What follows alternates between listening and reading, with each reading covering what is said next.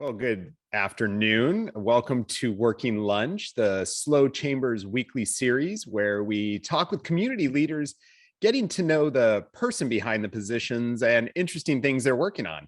I'm Jim D'Antona, CEO of the San Luis Chamber, and today we'll be having a conversation with co-owners of Scout Coffee and HoneyCo Coffee Roasters, Sara and Jon Peterson. In January of 2014, Sara and Jon launched Scout Coffee on Garden Street in downtown San Luis Obispo and have been growing the business ever since.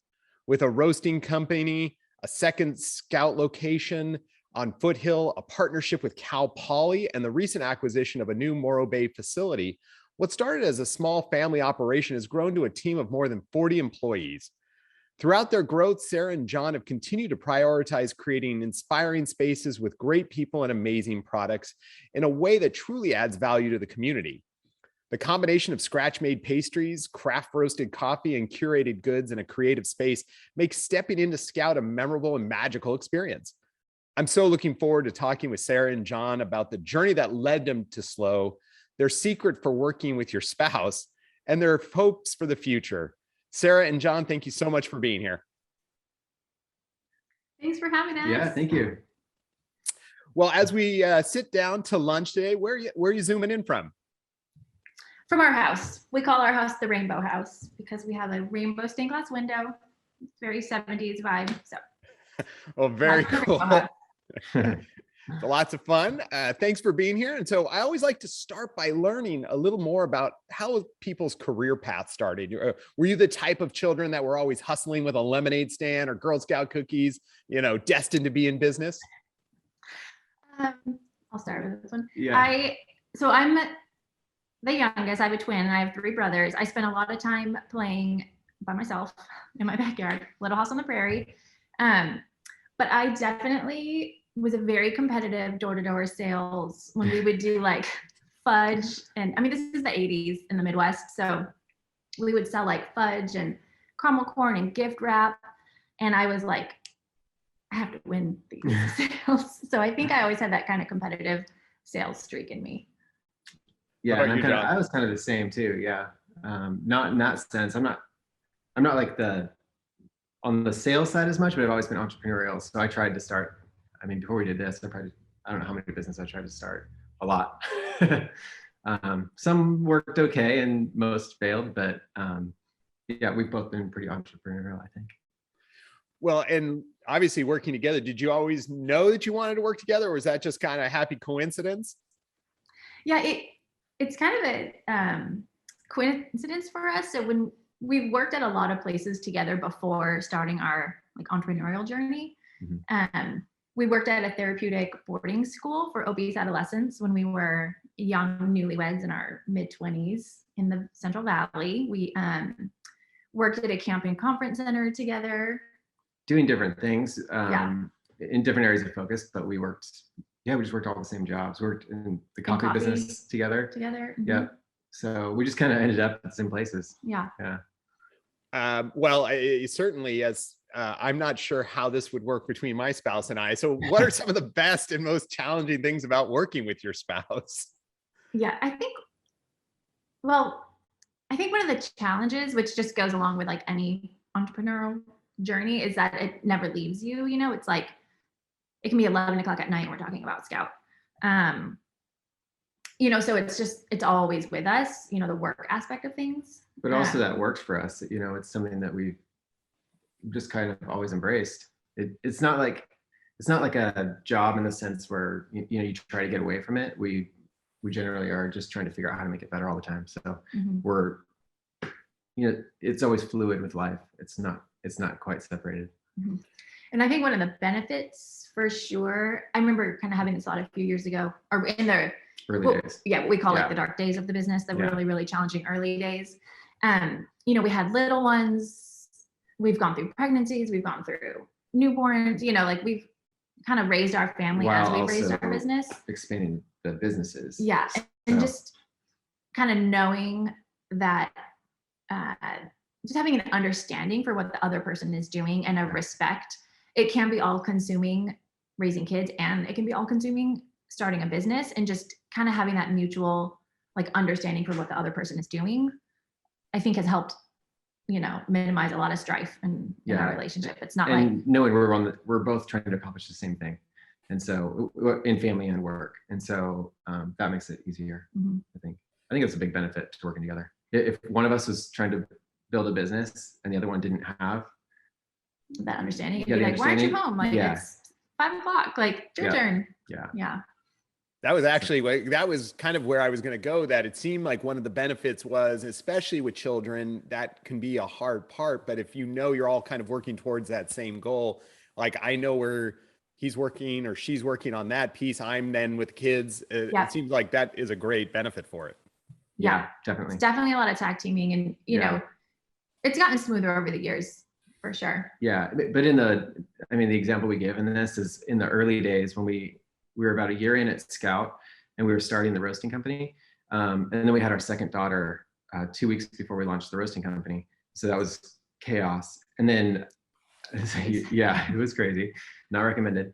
But Sarah was really like the main baker we had too. So she was like baking, managing the front, like all the customer facing side of the business. I was running the back end of the business. And then we were starting the roasting company and I was doing the roasting and running all the back end to that. And so there was a period there after our second daughter got a little older where Sarah would be going back in and baking, starting at like 4:30 in the morning and working until 5:30 or 6 at night, and then I would go in and roast until the middle of the night, and we would pass just like in the middle of the night. And so there were times where if we didn't work together, it'd be easy to say like, well, why isn't she home? She's been at work for 12 hours already, but me knowing that if she's still there, it's something really important. So those are the hardest times, but I think it kind of tells that story about why it works. Mm-hmm. Well, and you talked a little bit about the dark days, the early days. What was that catalyst for bringing this dream of having a coffee shop into reality? Yeah, we had been working in coffee for about 5. Well, I'd worked in coffee for a long time, but it was like Starbucks, a little mom and pop shop in New Jersey, a church coffee shop in Santa Cruz, and then eventually I worked at Verve Coffee Roasters, part of their early days. One of the original managers helped them expand. Jon joined the team a few years later. So we had, kind of grown up in specialty coffee with Verve. And we were always kind of budgeting, like that's, the kind of couple we are. So Jon would like have his spreadsheets and we would, we were saving our money. And it was really. The plan was to start a business, but for all those years, there was no catalyst. We were probably too scared to do it. Yeah. And we really liked our jobs. We were happy, but it really was our daughter being our first daughter when she was born. It was like, oh my, things are not going to get easier if we want to start a business. It's either kind of now or never. So we would I worked part-time, half-time, flex-time, like all kinds of different work situations to try to make it work with a newborn. We had Sunday afternoons off together and we would drive around to different towns. And our test basically was like, find the main strip, walk it. Is there specialty coffee? Is anybody, kind of doing this craft coffee thing yet? And cool, like, do you like it here? Do you want to live here and raise a family? So that was our little test. And we happened upon San Luis Obispo. I had been one time in college and from the Midwest, everything about California is amazing to me. It still is. But I was like, this is the cutest town. Oh my gosh, like all these independent businesses and it's so beautiful and the eucalyptus trees and, just kind of knew someday that would be fun to live in slow. But we parked on Garden Street. Yep. And Jon had probably known every commercial site. Yeah, everything that was listed online I was aware of. And this wasn't listed online. Mm-hmm. He's the researcher. And Sarah's like more intuitive. And so we walk up and she looks in the windows. And she's like, yep, this is it. And I was like, there's no way this is going to work out. And it did. Yeah, I was like, this is our store. And so we called the landlord, met him the next day, hid our daughter away with the grandparents. Mm-hmm. And, started a great process there. Just, we still didn't know what we were getting ourselves into, but we had, the getting denied by bank loans and all that to go through still. Yeah. We had been on the process for a while though. We talked to several landlords in different towns and, gone down the process a bunch of times. And so this is the first one that actually worked. Well, and so you pulled up at the space of the current store, and that was Yeah. like the There was like a spot. little for There's lease a sign in the police sign, window. yeah, I was like, with a oh, phone that's number, cute. and that was it. Yeah. And it wasn't online. This just, wow, that is so crazy to think about, how Yeah. things come together for that. Yeah. It was a very serendipitous moment. Yeah, it's also kind of the story of our life. Like I tend to do like all the research, and then Sarah's like very intuitive, and we always land very close to each other. But this stuff happens all the time in our life. I do all this research, and I'm like, why don't I do all this? But it's so then when It gets you prepared. it gets you prepared. So when you see it, then you're ready. And so that's incredible. And maybe tell us, I mean, you hinted a little there about, being a startup and getting going. Maybe tell us a little bit about your first few months in business. What was it like to build out that space and start up? Yeah. So we pretty much we eventually got a small business loan. But before that, we just moved here before we had a lease or a loan. We'd been rejected by a couple of banks at that point. And the landlord was like, I'll hold it for you guys within reason. But if something comes up, I'll let you know, but you're gonna have to move fast. And so we quit our jobs. We moved here. It sounds crazy now, even to us. Yeah, like what were we thinking? What were we thinking? We just quit and we moved here into like this little studio. And then, just at that point, it was like, we have to get this done. So we just kept going back after rejection after rejection to the banks and being like, what else do you need to see? What would make this change for you? And got the loan done. Then we get the lease done. And then we didn't really have that much money. So I did most of the build out. Yeah, we had to put pretty much our entire life savings, and you have to spend it first for the injection. I forget what they call it. Yeah. So there was a point. Well, also we didn't have architects. We couldn't really afford architects. So we basically like designed the store, drew it ourselves, taped it out in painter's tape, cut out cardboard replicas of like furniture measurements, refrigerator, open the door, can you walk behind me, And we had some friends who were architects that we'd worked with in the past in Santa Cruz. And so I used to be a graphic designer. I traded some like graphic design work and some photo stuff for them. And then, they gave us like the super deal, but they never came to the space, not once. And so all the, working with the city, I had to do myself, and it was a learning experience for sure, but we got it done. We have a little one here. I'm going to take care of her. Okay. Yeah. So John would spend the days building. We had some friends of the landlord's friends that were contractors that helped us. And that was pretty eye-opening because it was a lot of divide and conquer, so I did experience kind of a lot of frustration in those early days of like, okay, I want to be helping, but like we have a 1-year-old. And so he kind of took the brunt of, the build out, and I was doing like planning. How are we going to staff this? How are we going to hire people? At the last minute, we decided to bake our own pastries. So that was kind of an interesting element that, it's a side of the business that's really grown that I didn't anticipate. Yeah, I don't know if that answers your question. Yeah, it does. And it's so interesting to hear. So the way you've mapped it out, the things you've done, on that to get it going on the first days, is that still the essential build out of the original spot? I mean, did you have to then come back in and redo the whole thing, or is Scout Coffee today the Scout Coffee of 2014? Yeah, it pretty much is. I would say like the feel is, everything we set out to do culturally, with just having this like a beautiful space, an inspiring space, real materials, friendly service, quick service, a really great product made from scratch, seasonal, changing, but there are definitely some things that have grown. The bakery's grown. If you look at early photos, we would have like 6 cookies in the pastry case and like 7 scones. And John would try to eat a cookie and I'd be like, put that back. More. The merchandise area, we've always kind of had that little merch wall, and that's really kind of taken off. And then during COVID, we kind of redid a lot of the store. We replaced the countertops because we had basically done the original ones ourselves. And we did it on an extremely limited budget. And so we just had to figure out all the ways we could cut corners, and that wore the store like took some wear.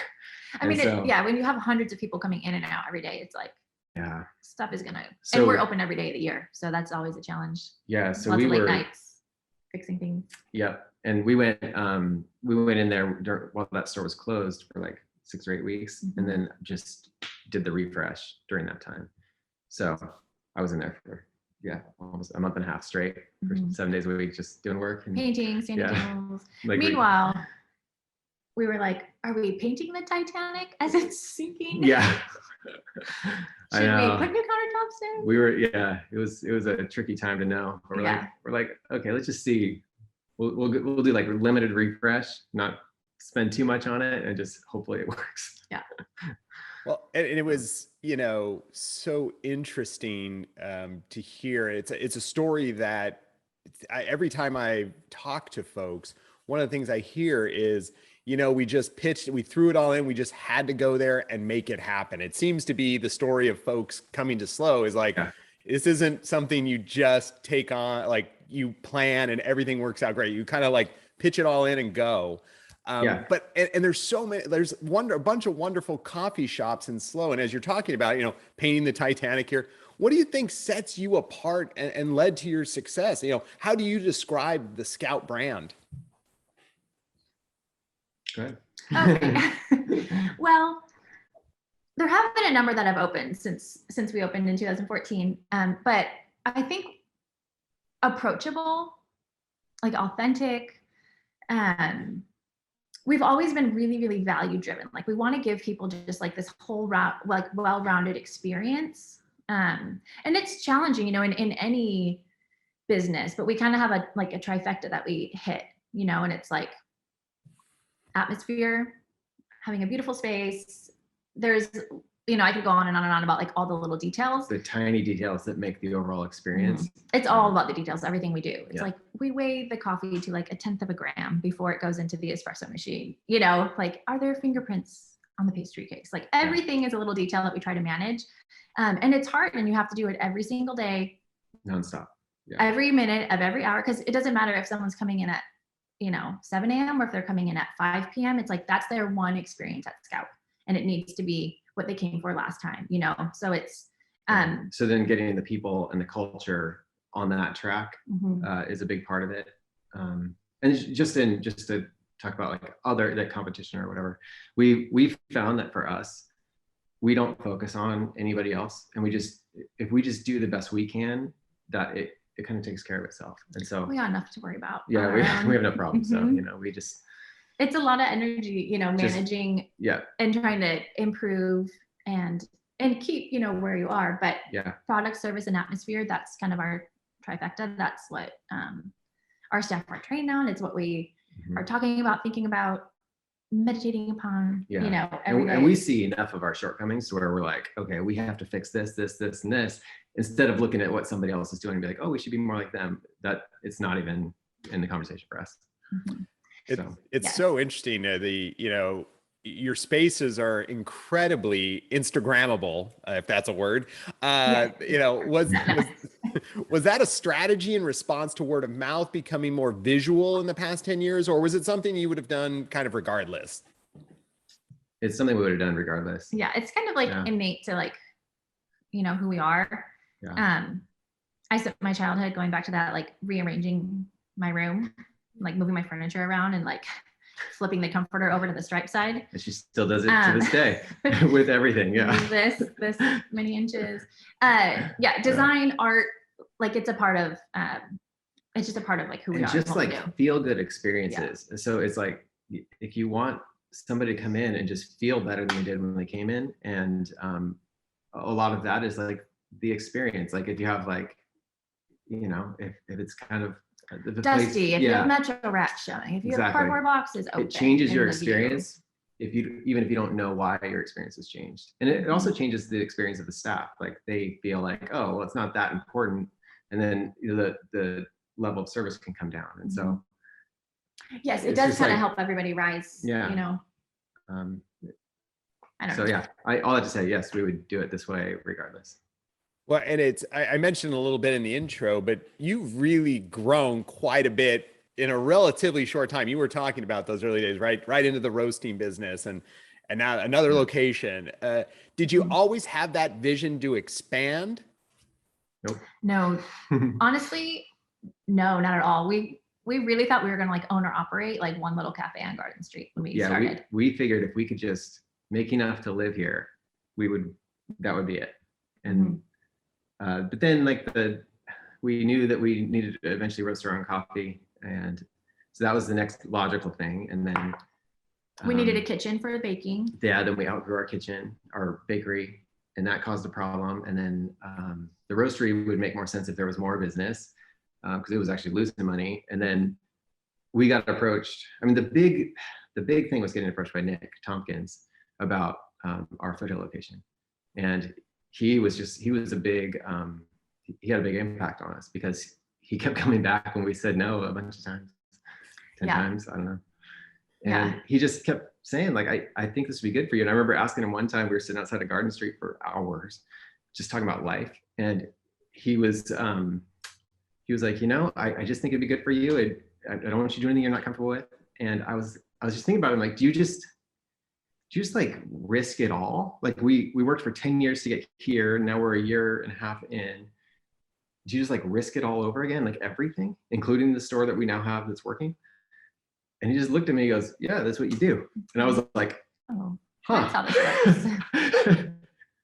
And so, it wasn't quite that simple, but it was an important thing for me to hear. So, people always think, you're entrepreneurs, you must be like totally risk averse, like, but we're not really. It's just that you have to go through some things and realize that, you can make things work, and you always have to try something bigger than what you've done before in order to keep moving. So yeah. And it's a challenge, it's not unique. We aren't the only ones doing this, but raising a family as you're growing your business. Yeah. And so we did take some personal, I don't want to limit our staff. I don't want to limit their opportunity, but I also knew for a few years, like, we've got little ones. I can't think about another location. So it's been, I guess it was 3 years since we had opened a store when COVID hit. And then the whole last year was just, kind of adrenaline and figuring it out. And also being forced with, or being faced with the potential that we could just lose it all of a sudden anyways. And that was a big thing for me, where I was like, oh, re-inspired you. Yeah, maybe we should go for it a little bit, instead of just like sit back and wait for the next thing to just, take us out. So that was the inspiring thing for me, to be like, let's just take some risk and see what happens. Yeah, well, I was really wanted to, I think you nailed it perfectly on the discussion of, because I was wondering, how does someone's view of risk and opportunity shift? And, as your business has grown, obviously that first step off into the roaster to the second location has maybe grown yours, because there's a third location and a fourth location on its way. Did that second step really kind of open your viewpoint? The second step was huge for us. It didn't necessarily lead to the third step, though. It's weird, but Cal Poly just approached us just by chance. Like, I don't know, was that during, I guess it was during COVID. Yes, we were like, haha, there's no students. Yeah. And, nobody knew it was going to happen. Maybe there will be. Yeah. I think we should do this. Yeah, there was we were really happy for that opportunity. Yeah, and that one's it's a little bit, it's a different deal. They do license deals up there, and so it's the overall risk to us was actually pretty low.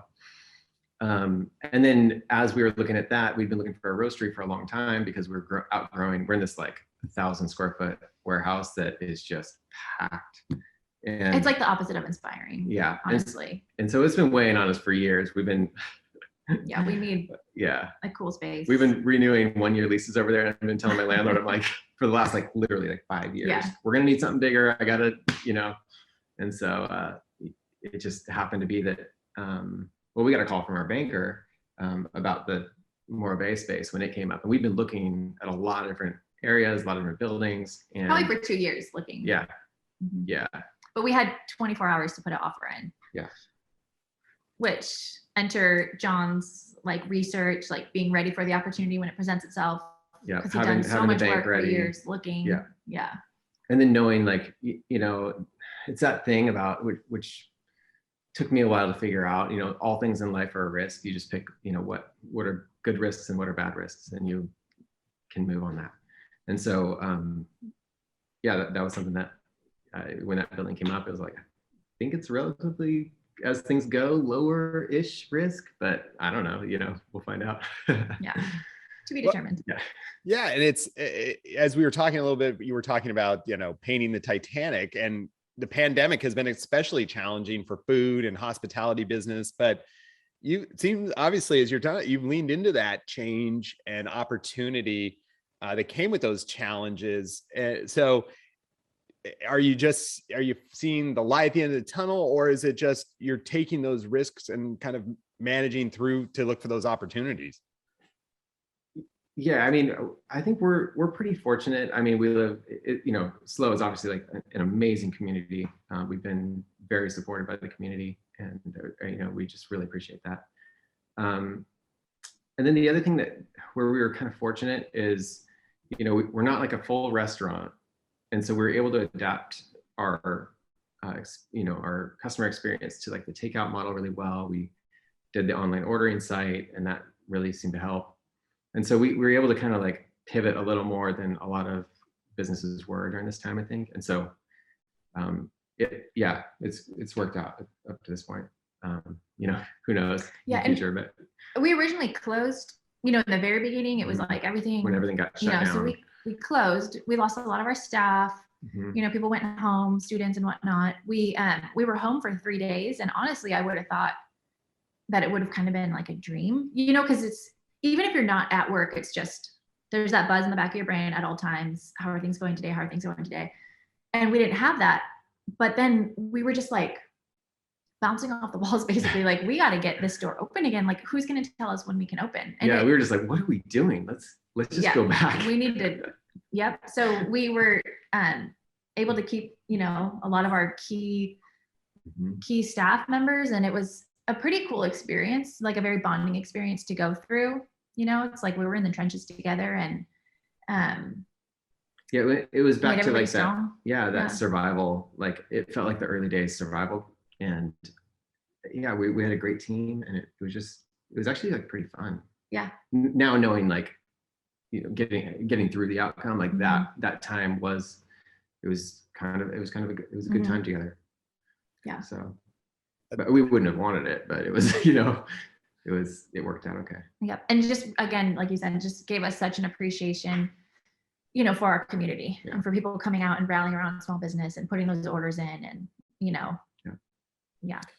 Well, you definitely have some big fans in our community, and they love all that you do. So when you look to the future, is there anything you're particularly hopeful for? Obviously you got the Morro Bay potentially coming online.